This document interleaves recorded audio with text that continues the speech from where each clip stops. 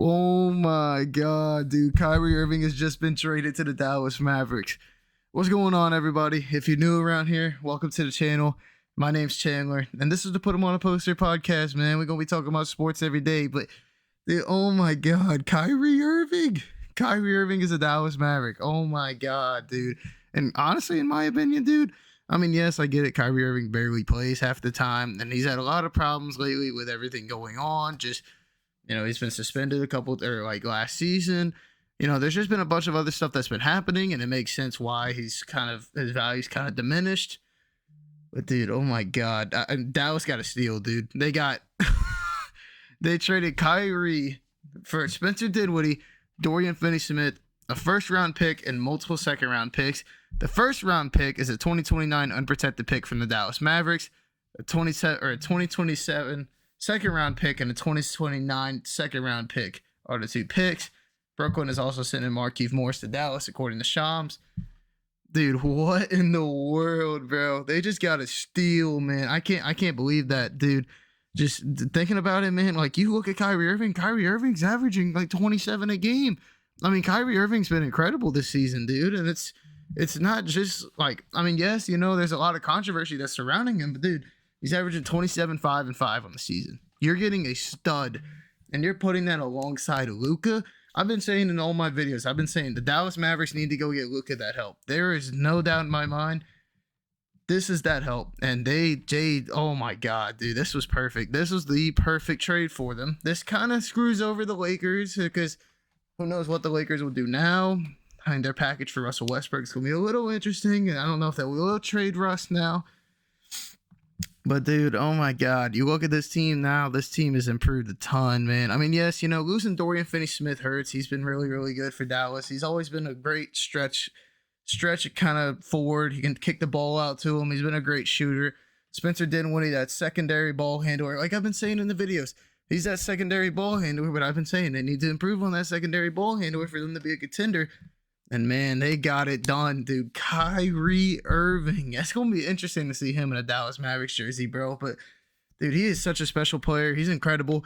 I think he's going to come in. I think he's going to dominate. And I think Dallas now really has a chance to compete. I mean, you look at this team now, you pretty much just lose Spencer Dinwiddie and Dorian Finney-Smith, and you add in Kyrie Irving, a 27-point per game score. That is so worth it, dude. Their defense takes a little bit of a hit. Don't get me wrong. Maybe you move Luka over to the 2 or to the 3 in this situation, but oh my God, dude, I'm in shock. I'm in shock. Like this was a crazy trade, and then like Kyrie Irving's value is diminished so much. It's kind of crazy to think about that. Like, dude, before this season, like in the past, you weren't getting this for Kyrie Irving. You were having to throw an entire farm for Kyrie Irving. This guy was a superstar, and he still is a stud. But I can't believe it. Kyrie Irving's out the door now. This makes you wonder. You look at Brooklyn. You look at their team. What's going to happen? What's going to happen? Is Brooklyn going to blow it up? Because, I mean, people, like they were saying, people have been calling for Brooklyn, wondering, okay, now that Kyrie is potentially asking out and is now gone, is Kevin Durant going to do the same thing? Is Kevin Durant going to say, hey, I don't want to stay here anymore because the guy I was supposed to play with is gone? So, man, who knows what's going to happen with that. But that's just, I'm in shock right now. It's incredible. But you look at Dallas right now. I mean, Dallas has been fairly decent for what it's worth. I mean, Dallas has been hovering around 500. They've been a little bit above that, but you just look at their team, man, and just adding Kyrie Irving onto that, it's incredible to even think about. I mean, they're 28 and 26 right now, a couple games over 500. They're 4-6 in their last 10, which isn't good, but man, I'm in shock. You're adding a stud that, like, if Kyrie Irving plays, you are getting a stud. Like, there is no doubt in my mind that Kyrie Irving is one of the top players in the league whenever he actually plays. I mean, he was an all-star starter this season for a reason. He's been incredible.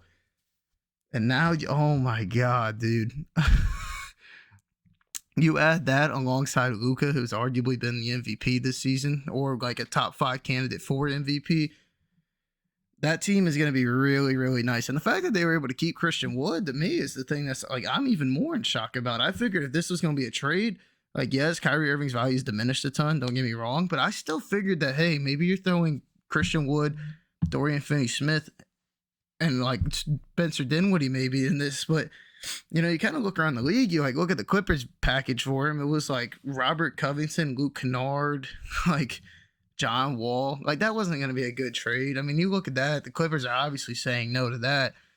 You look at LA's, I mean, you got Westbrook and you got these two unprotected first round picks in the future, which don't get me wrong, those picks could be really, really valuable. But Brooklyn is kind of looking now to still somewhat compete and still somewhat stay in that race because they still have Kevin Durant. I mean, and with Kevin Durant alone, you're going to be a really, really good team. And right now, Brooklyn's probably going to take a tumble. I mean, Brooklyn's still the 3 or 4 or 5 seed out west or out east. They've still been really, really good this season. But dude, it's kind of interesting to think about what's going to happen to Brooklyn. Brooklyn's 32 and 20 right now, and they're about 4 or 5 in the 5 in the East. But what's going to happen to them? Like, is Kevin Durant going to ask out now too? And I mean, even if so, is Kevin Durant going to wait till the offseason to ask out? And it's kind of interesting to think about, like, where is he potentially going? Because the reason they came to Brooklyn is to have the opportunity to play together. That's the main reason. Like, they even said that together.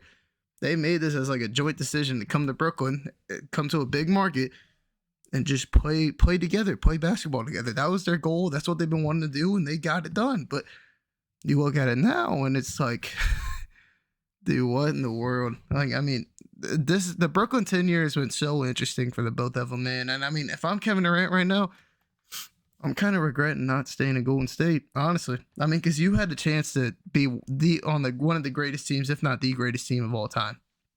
That team was a dynasty. It still is a dynasty. They just won the title last season. But imagine still having Kevin Durant on that team. Like, yes, you still, you don't get Andrew Wiggins in that situation, but Kevin Durant instead of Andrew Wiggins.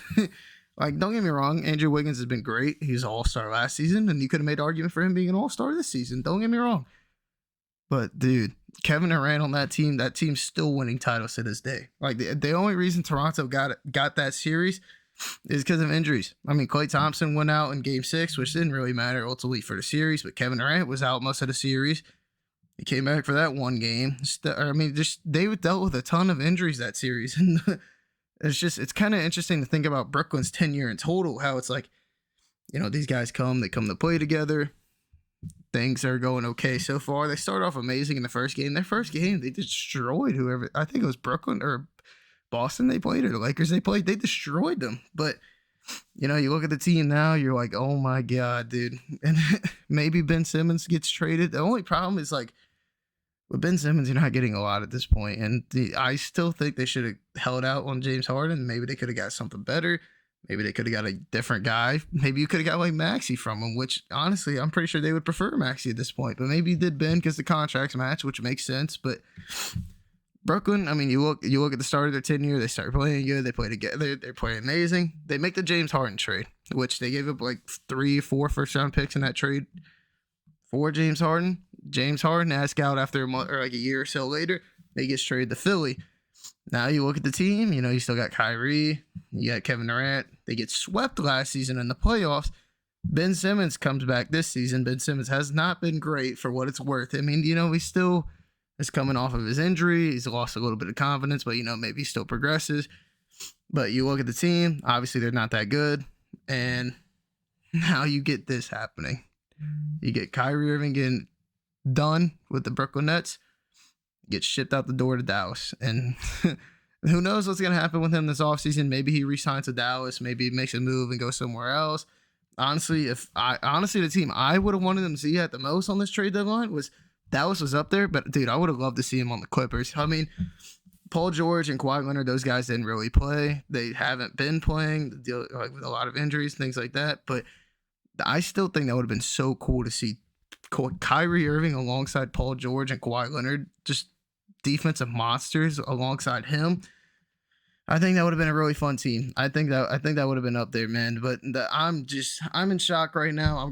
I gotta take some time to react to this fully, and I think that Dallas won this trade. As long as Kyrie Irving plays, Dallas won this trade by a mile, easily. They easily won this trade. There's no doubt in my mind. But I just want to say thank you for watching. If you liked the video, hit that like button, hit the subscribe button, and I'll see y'all in the next video, man. I'm still in shock, man, but it's crazy. But peace.